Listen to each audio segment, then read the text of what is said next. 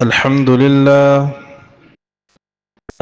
لله نحمده ونستعينه ونستغفره ونعوذ بالله من شرور أنفسنا ومن سيئات أعمالنا من يهده الله فلا مضل له ومن يضلل فلا هادي له وأشهد أن لا إله إلا الله وحده لا شريك له وأشهد أن محمدًا عبده ورسوله أرسله بالهدى ودين الحق ليظهره على الدين كله ولو كره المشركون اللهم صل على محمد وعلى آل محمد كما صليت على إبراهيم وعلى آل إبراهيم اللهم بارك على محمد وعلى آل محمد كما باركت على إبراهيم وعلى آل إبراهيم في العالمين إنك حميد مجيد أما بعد فإن أصدق الحديث كتاب الله وخير الهدي هدي محمد صلى الله عليه وسلم وشر الأمور محدثاتها وكل محدثة بدعة وكل بدعة ضلالة وكل ضلالة في النار أعوذ بالله السميع العليم من الشيطان الرجيم يا أيها الناس اتقوا ربكم الذي خلقكم من نفس واحدة وخلق منها زوجها وبث منهما رجالا كثيرا ونساء واتقوا الله الذي تساءلون به والأرحام إن الله كان عليكم رقيبا يا أيها الذين آمنوا اتقوا الله حق تقاته ولا تموتن إلا وأنتم مسلمون أيها الناس أوصيكم ونفسي أولا بتقوى الله സ്നേഹം നിറഞ്ഞ വിശ്വാസിനികളെ, ജീവിതത്തിൻ്റെ മുഴുവൻ മേഖലകളിലും സാഹചര്യങ്ങളിലും അല്ലാഹു സുബ്ഹാനഹു വ തആലയുടെ നിയമനിർദ്ദേശങ്ങൾ പാലിച്ച് പൂർണ്ണ മുത്തഖീങ്ങളായി ജീവിക്കണമെന്ന് സ്വന്തത്തെ മറക്കാതെ ഓരോരുത്തരെയും ഓർമ്മപ്പെടുത്തുകയാണ്, വസിയ്യത്ത് ചെയ്യുകയാണ്. അല്ലാഹു സുബ്ഹാനഹു വ തആല അവനിൽ തഖ്വ ചെയ്ത് ജീവിക്കുന്ന മുത്തഖീങ്ങളുടെ കൂട്ടത്തിൽ നാം എല്ലാവരെയും ഉൾപ്പെടുത്തി അനുഗ്രഹിക്കുമാറാകട്ടെ. പ്രിയമുള്ളവരെ, ഇന്ന് ഈ ഖുതുബയിൽ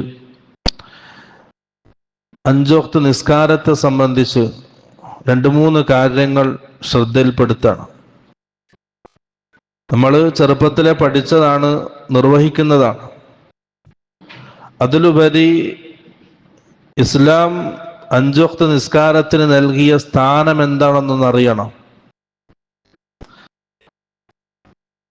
നിസ്കാരം ഉപേക്ഷിച്ചവൻ കാഫിറാണെന്ന് വരെ റസൂൽ സല്ലല്ലാഹു അലൈഹി വസല്ലം പഠിപ്പിച്ചിട്ടുണ്ട്. ഷഹാദത്ത് കഴിഞ്ഞാൽ പിന്നെ ഏറ്റവും പ്രാധാന്യത്തോടെ ഇസ്ലാം കാണുന്ന ഇബാദത്ത് 5 വക്ത് നിസ്കാരമാണ്. ഒരാളുടെ ബുദ്ധി നീങ്ങുന്നത് വരെ, പ്രായപൂർത്തിയായത് മുതൽ അവന്റെ ബുദ്ധി നീങ്ങുന്നത് വരെ അവന് നിസ്കാരം നിർബന്ധമാണ്. കിടന്ന കിടപ്പിൽ എഴുന്നേൽക്കാൻ കഴിയുന്നില്ലെങ്കിലും, ഒന്ന് ചലിക്കാൻ പോലും, ഒന്ന് അനങ്ങാൻ പോലും കഴിയുന്നില്ലെങ്കിലും അവന്റെ മേൽ 5 വക്ത് നിസ്കാരം നിർബന്ധമാണ്. അത്രയും ഗൗരവത്തിൽ ഇസ്ലാം പഠിപ്പിച്ചൊരു ഇബാദത്താണ് 5 വക്ത് നിസ്കാരം. ഖുർആനിൽ അല്ലാഹു പല രീതിയിലുള്ള നിസ്കാരത്തിന്റെ രൂപങ്ങൾ പറയുന്നുണ്ട്. അതിലൊന്ന്, യുദ്ധമുഖത്ത് യുദ്ധം നടന്നുകൊണ്ടിരിക്കുമ്പോൾ സമയമായാൽ എങ്ങനെ നിസ്കരിക്കണം.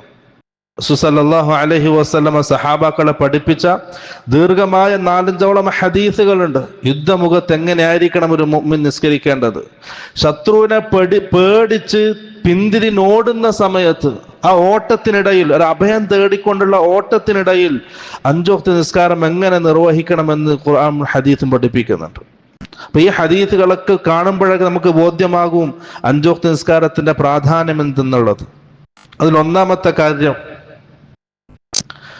നാളെ ആഖിറത്തിൽ ഖബറിൽ ഷഹാദത്തിന് ശേഷം ആദ്യമായി വിചാരണ ചെയ്യപ്പെടുന്നത് അഞ്ചു വക്ത് നിസ്കാരമാണ്.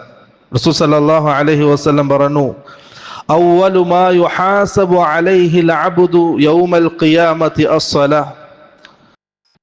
ഷഹാദത്ത് ചോദിച്ചു കഴിഞ്ഞതിന് ശേഷം ഒരടിമ ആദ്യമായി വിചാരണ ചെയ്യപ്പെടുന്നത് അഞ്ചു വക്ത് നിസ്കാരത്തെ സംബന്ധിച്ചാണ്. ഫഇൻ സലഹത്, ആ ചോദ്യത്തിൽ അവൻ രക്ഷപ്പെട്ടാൽ, അവന് കൃത്യമായി മറുപടി പറയാൻ കഴിഞ്ഞാൽ, അവന്റെ രേഖകൾ കൃത്യമായാൽ, ഫഖദ് അഫ്ലഹ വ അൻജഹ, അവൻ അവിടുന്നങ്ങോട്ട് വിജയിച്ചു.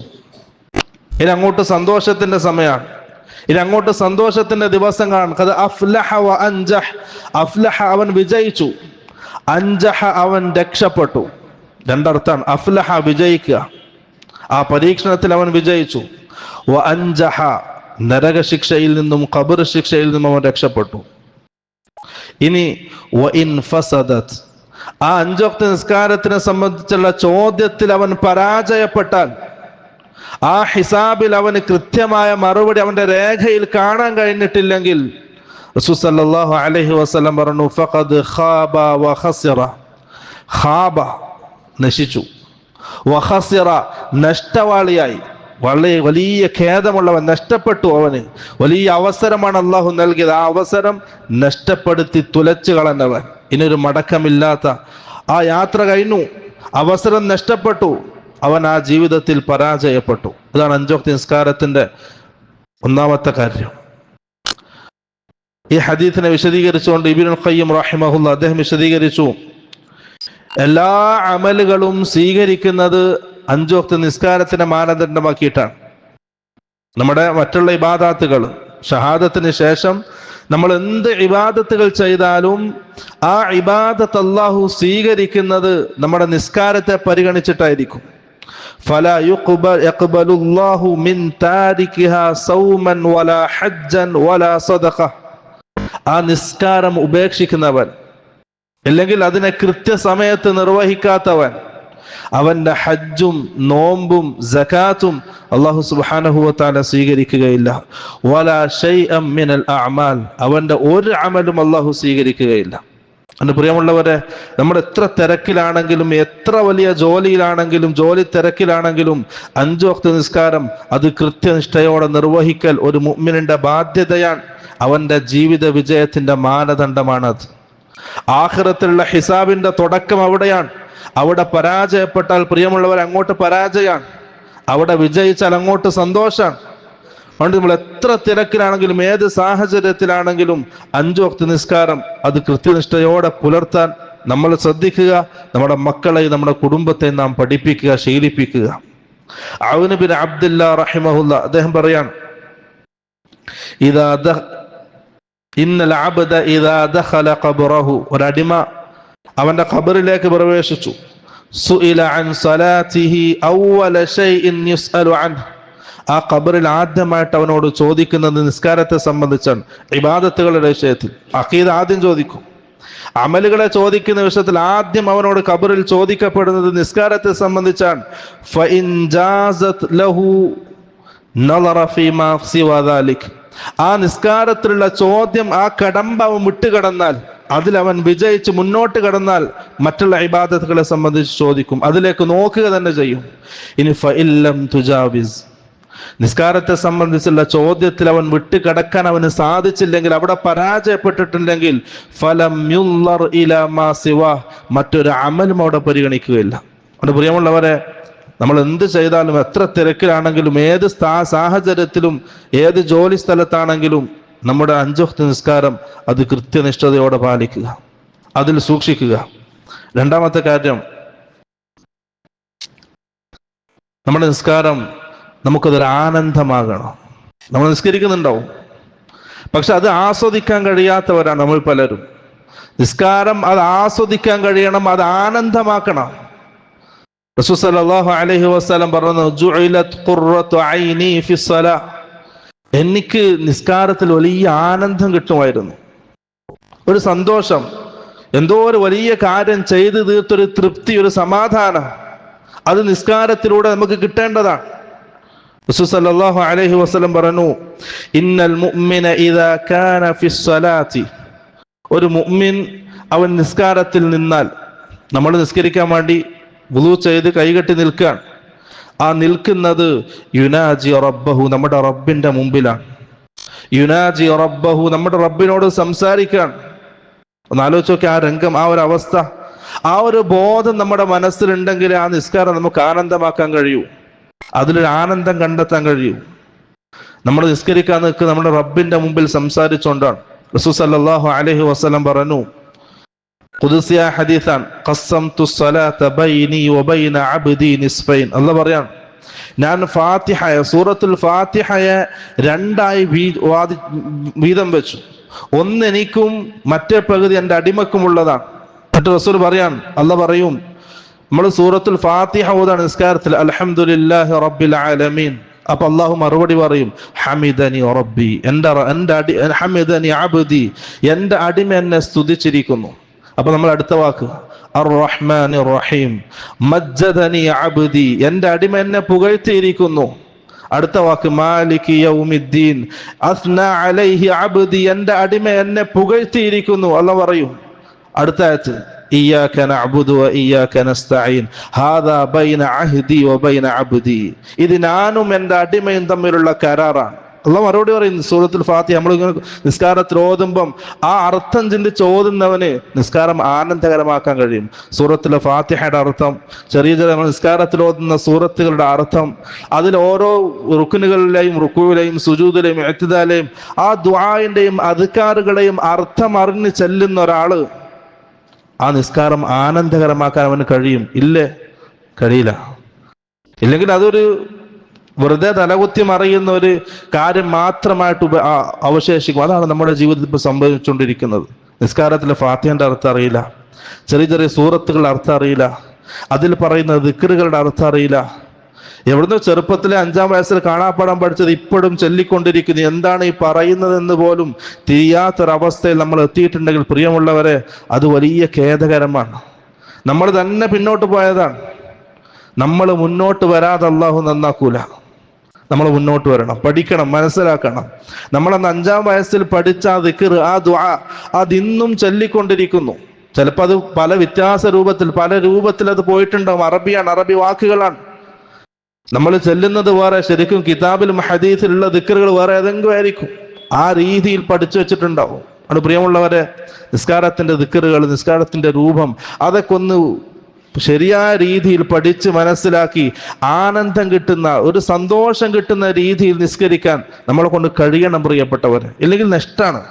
അള്ളാന്റെ മുമ്പിൽ ഇങ്ങനെ ജീവിച്ച് ദുനിയാവ് എന്തൊക്കെയോ സ്ഥാനങ്ങളായി ഏതൊക്കെയോ സ്ഥലത്തെത്തി, പക്ഷെ അള്ളാന്റെ മുമ്പിൽ നിൽക്കുമ്പോൾ ഒരു ബന്ധമില്ലാത്ത രീതിയിൽ, ഒരു ആനന്ദം കിട്ടാത്ത രീതിയിൽ റബ്ബിന്റെ മുമ്പിൽ നിൽക്കുക എന്നുള്ളത് പ്രിയമുള്ളവരെ ഖേദകരമാണ്, വലിയ നഷ്ടമാണത്.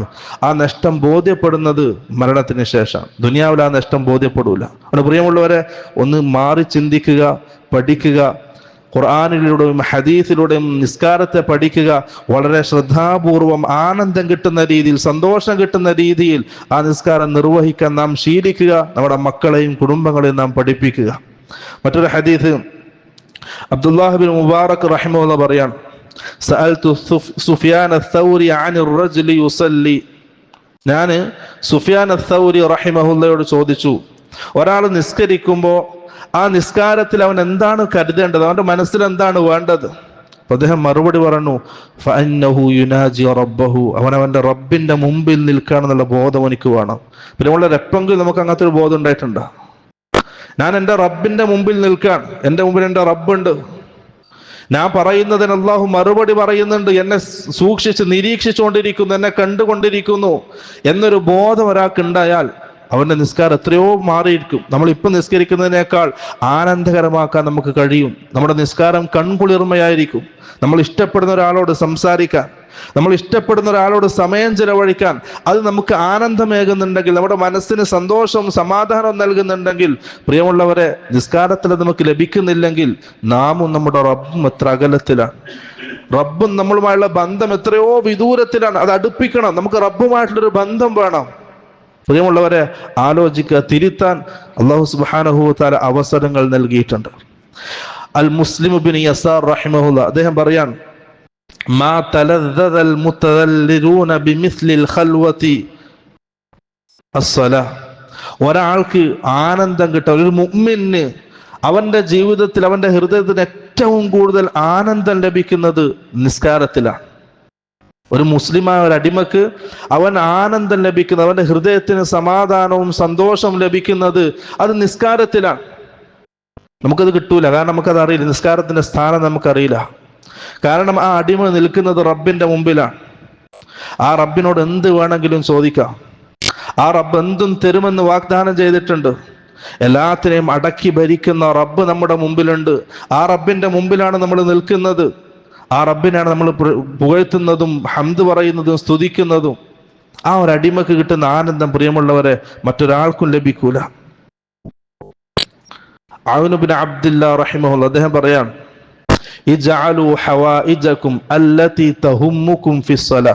പ്രിയമുള്ളവരെ, നിങ്ങളുടെ മനസ്സുകളെ അലട്ടുന്ന പ്രശ്നങ്ങൾ, നിങ്ങളുടെ മനസ്സിനെ അലട്ടുന്ന പ്രശ്നങ്ങൾ, പ്രയാസങ്ങൾ, ബുദ്ധിമുട്ടുകൾ, നിങ്ങൾക്കുള്ള ആവശ്യങ്ങൾ, നിങ്ങളുടെ ദുനിയാവിൽ, നിങ്ങളുടെ ജീവിതത്തിൽ നിങ്ങൾക്ക് വേണ്ട ആവശ്യങ്ങളെ നിങ്ങൾ ഫർള് നിസ്കാരത്തിൽ അള്ളാഹുവിനോട് ചോദിക്കുക. കാരണം അത് നഫ്ല് നിസ്കാരത്തിനേക്കാൾ, സുന്നത്ത് നിസ്കാരത്തിനേക്കാൾ അള്ളാഹിന്റെ അടുക്കൽ ഏറ്റവും സ്ഥാനം ഫർള് നിസ്കാരത്തിനാണ്. അതുകൊണ്ട് ഫർള് നിസ്കാരത്തിലായിരിക്കണം നമ്മൾ ദുആ ചെയ്യേണ്ടത്. സുജൂദിൽ, ഫർള് നിസ്കാരത്തിൽ ദുആ ചെയ്യാം. ചില തെറ്റിദ്ധാരണകളുണ്ട്. സുന്നത്ത് നിസ്കാരത്തിൽ മാത്രമേ ദുആ അധികരിപ്പിക്കാൻ പാടുള്ളൂ, സുജൂദിലൊക്കെ ഇല്ല. ഫർള് നിസ്കാരത്തിലും സുജൂദിലും ദുആ ചെയ്യാം. സുജൂദിൽ ദുആ ചെയ്യാം. റസൂൽ സല്ലല്ലാഹു അലൈഹി വസല്ലം പറഞ്ഞു, അക്സറു മാ യകൂനുൽ അബ്ദു മിർ റബ്ബിഹി വഹുവ സാജിദുൻ അഖറബു മാ യകൂനുൽ അബ്ദു മിർ റബ്ബിഹി വഹുവ സാജിദ്.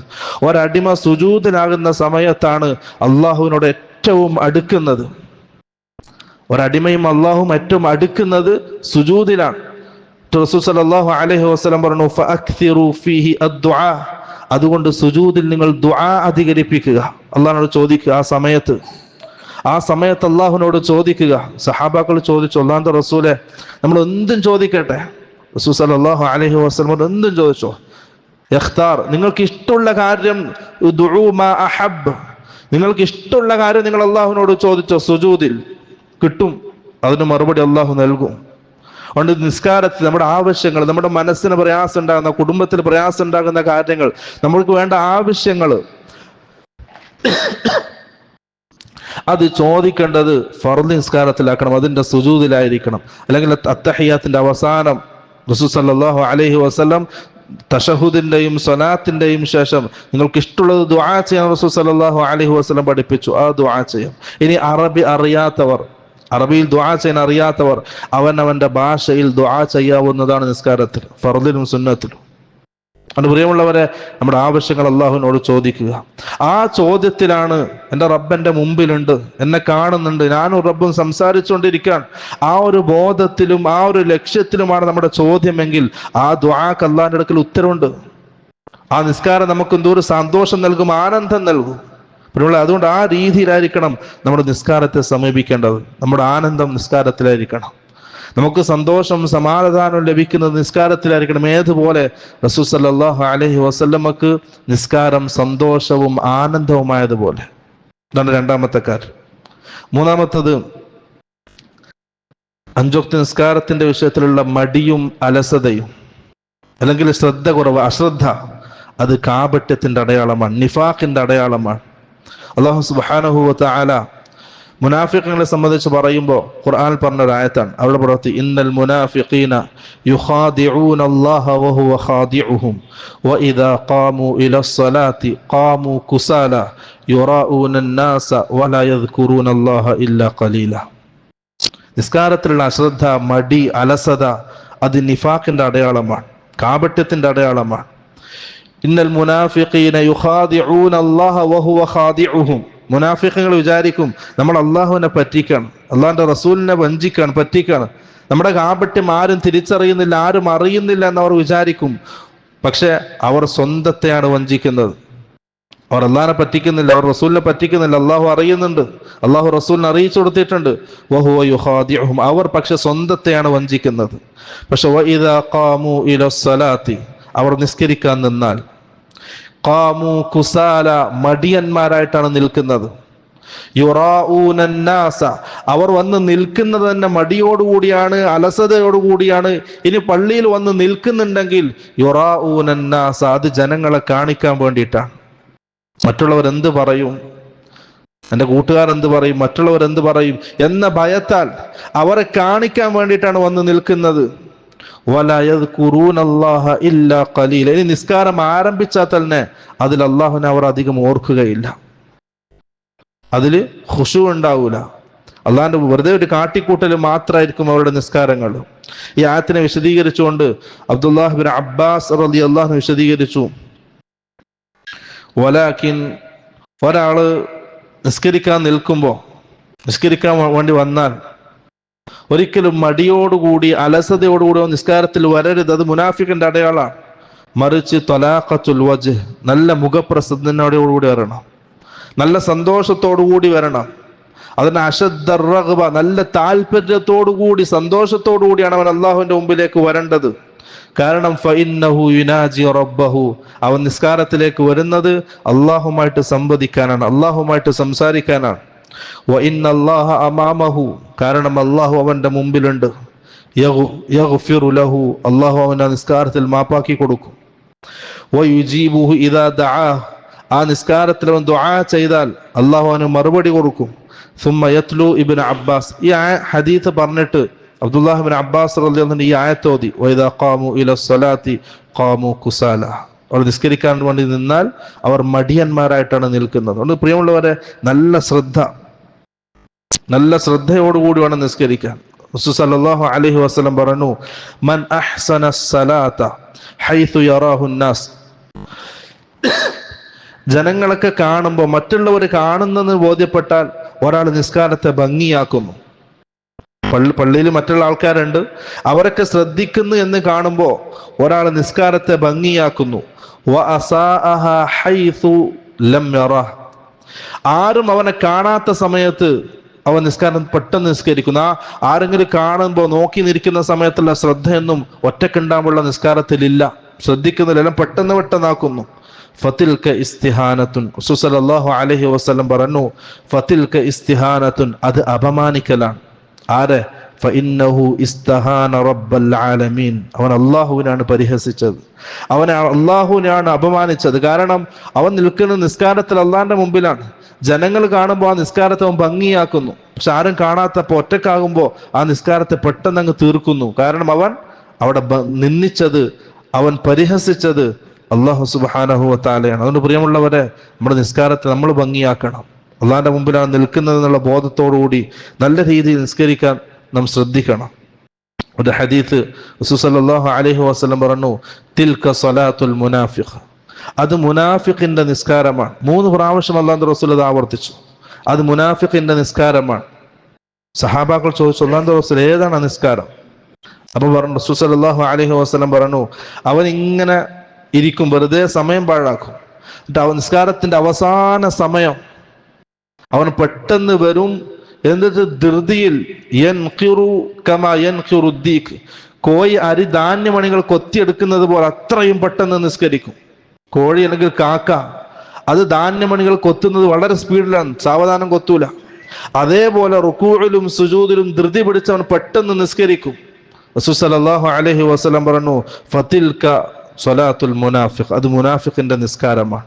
പ്രിയമുള്ളവരെ, നമ്മുടെ കച്ചവടത്തിലായിരിക്കും, അല്ലെങ്കിൽ വേറെ എന്തെങ്കിലും ഷുഗിലായിരിക്കും, ഇങ്ങനെ പോവും. അവസാന സമയം അസ്ർ ബാങ്ക് കൊടുക്കാനായി, ആ സമയത്താണ് വന്ന് പെട്ടെന്ന് ളുഹർ നിസ്കരിക്കുക. അല്ലെങ്കിൽ മഗ്രിബിന്റെ സമയത്ത് വരും, പെട്ടെന്ന് അസ്ർ നിസ്കരിക്കും. പ്രിയമുള്ളവർ, അങ്ങനെ ആക്കരുത്. ഇത് മുനാഫിഖിന്റെ നിസ്കാരമാണ്. ഒരു മുനാഫിഖിനെ അങ്ങനെ ചെയ്യാൻ കഴിയൂ? ഒരു മുഅ്മിനായ ഒരു അടിമ അങ്ങനെ ചെയ്യൂല. അതുകൊണ്ട് നിസ്കാരത്തിൽ വളരെ ശ്രദ്ധ കൊടുക്കുക. നമ്മുടെ എത്ര ജോലി തിരക്കിനാണെങ്കിലും അതിൻ്റെ സമയത്ത് ഭംഗിയായി നമ്മുടെ മനസ്സിന് ആനന്ദം കിട്ടുന്ന രീതിയിൽ സന്തോഷത്തോടെ നിർവഹിക്കുക. അല്ലാഹു സുബ്ഹാനഹു വ തആല എല്ലാം എളുപ്പാക്കി തരും. നിസ്കാരത്തിലാണ് എല്ലാം ഉള്ളത്. ഒരടിമ 5 വഖ്ത് നിസ്കാരം കൃത്യമായിട്ട് അള്ളാഹിന്റെ മുമ്പിൽ വളരെ ഖുശൂഅോടുകൂടി നിർവഹിച്ചാൽ ദുനിയാവ് അല്ലാഹു സുബ്ഹാനഹു വ തആല എളുപ്പാക്കി തരും. എല്ലാം അവന്റെ പിറകെ ഉണ്ടാവും. ഒരിക്കലും അള്ളാഹു പ്രയാസപ്പെടുത്തൂല. അതുകൊണ്ട് പ്രിയമുള്ളവരെ, 5 വക്ത് നിസ്കാരം അതിൻ്റെ കൃത്യനിഷ്ഠതയോടുകൂടി അതിൻ്റെ സുന്നത്തുകളും ഫർളുകളും ഷർത്തുകളൊക്കെ പാലിച്ച് ആനന്ദകരമായിട്ട് സന്തോഷത്തോടെ നിർവഹിക്കുക. അല്ലാഹു സുബ്ഹാനഹു വ തആല നാളെ ആഖിറത്തിൽ നിസ്കാരക്കാർ ഒരുമിച്ച് കൂട്ടുന്നവരുടെ കൂട്ടത്തിൽ, മുത്തഖീങ്ങളുടെ കൂട്ടത്തിൽ നമ്മൾ എല്ലാവരെയും ഒരുമിച്ച് കൂട്ടി അനുഗ്രഹിക്കുമാറാകട്ടെ.